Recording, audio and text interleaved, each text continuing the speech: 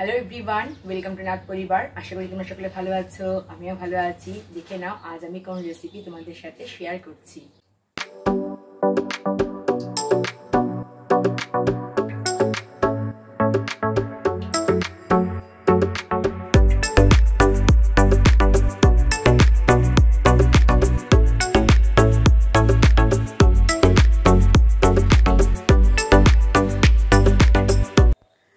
আজ আমি তোমাদের সাথে শেয়ার করছি একটা ডেজার্ট রেসিপি। এটা হলো একটা সন্দেশ, তবে দেখে বোঝার উপায় নেই যে কি দিয়ে সন্দেশটা তৈরি হয়েছে। খেতে কিন্তু অপূর্ব। তোমাদের কাছে আমার অনুরোধ থাকবে একবার এভাবে তৈরি করে খাওয়ার জন্য। ঘরে যে সমস্ত উপকরণ থাকে সেটা দিয়েই কিন্তু তৈরি হয়ে যাবে, এক্সট্রা কোনো কিছু কেনার প্রয়োজন নেই। তাহলে আর দেরি না করে দেখিয়ে দিচ্ছি কিভাবে আমি তৈরি করেছি। ফার্স্টে কড়াইতে আমি দিয়ে দেবো 1 টেবিল স্পুন ঘি। এই মিষ্টি তৈরি করতে ঘিয়ের পরিমাণটা একটু বেশি দিলে ভালো হয়। আর দিয়ে দেব 1 বাটি ময়দা।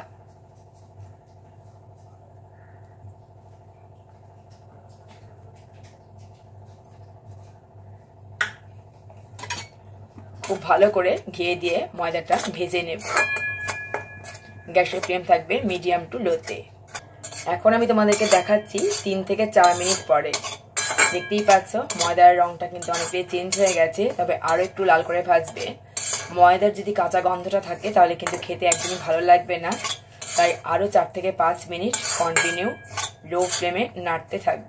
দেখতেই পাচ্ছ এখন কিন্তু ময়দার রংটা সম্পূর্ণ চেঞ্জ হয়ে গেছে, ময়দা ভাজা হয়ে গেছে। এবার এটা আমি কড়াই থেকে নামিয়ে নিচ্ছি।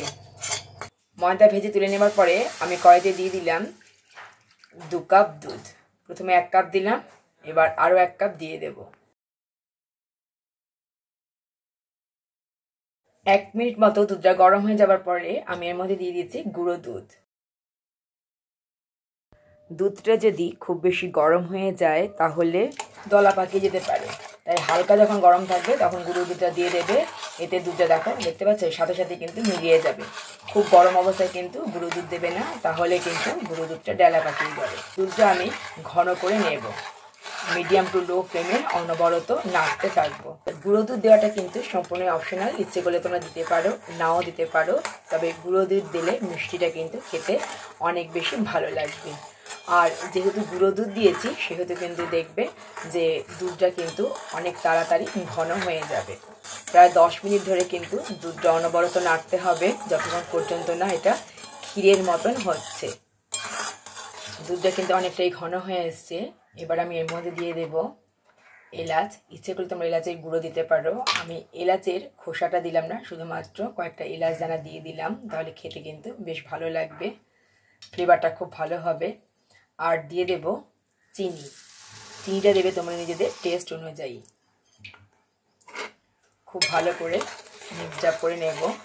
লো ফ্লেমে আরও 3 থেকে 4 মিনিট এভাবেই নাড়তে থাকবো। এবার আমি এর মধ্যে অল্প অল্প করে ময়দা মেশাবো আর নাড়তে থাকবো। একবারে কিন্তু পুরোটা দেবো না, তাহলে কিন্তু এটা দলা পাকিয়ে যেতে পারে। তো একটু একটু করে নাড়বো আর মিক্স করতে থাকবো।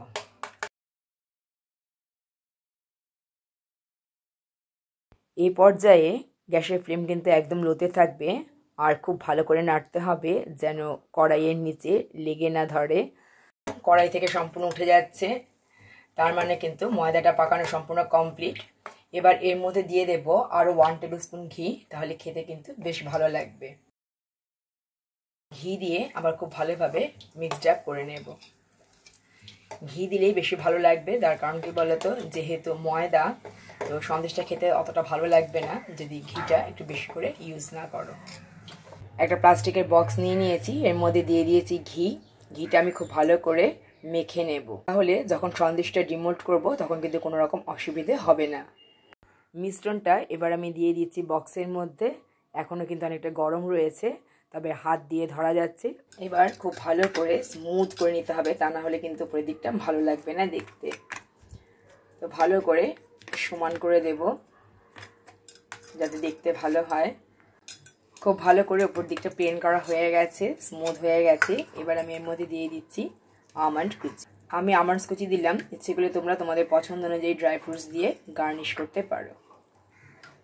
খুব ভালো করে ছড়িয়ে দেব, একটু প্রেস করে দেব যাতে না উঠে আসে।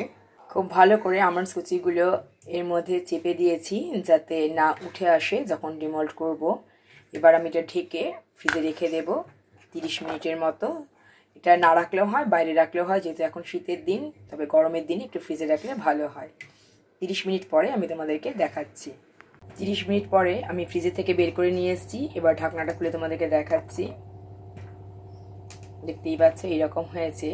এবার এটা একটা প্লেটের মধ্যে আমি নিয়ে নিচ্ছি। কন্টেনারে যেহেতু ঘি মেখে নিয়েছিলাম, কত ইজিলি ডিমোল্ড করা গেল, কত সুন্দর হয়েছে। এবার সন্দেশের মতো পিস পিস করে কেটে নেব। এই মিষ্টিটা কিন্তু দেখতেও যেমন সুন্দর, খেতেও কিন্তু অসাধারণ। আমি স্কোয়ার শেপ করে কেটে নিচ্ছি। ইচ্ছে করলে তোমরা নিজেদের পছন্দ অনুযায়ী শেপে কাটতে পারো। এবার একটা টুকরো আমি তোমাদেরকে হাতে নিয়ে দেখাচ্ছি। একটা প্লেটের মধ্যে আমি সার্ভ করে দিয়েছি।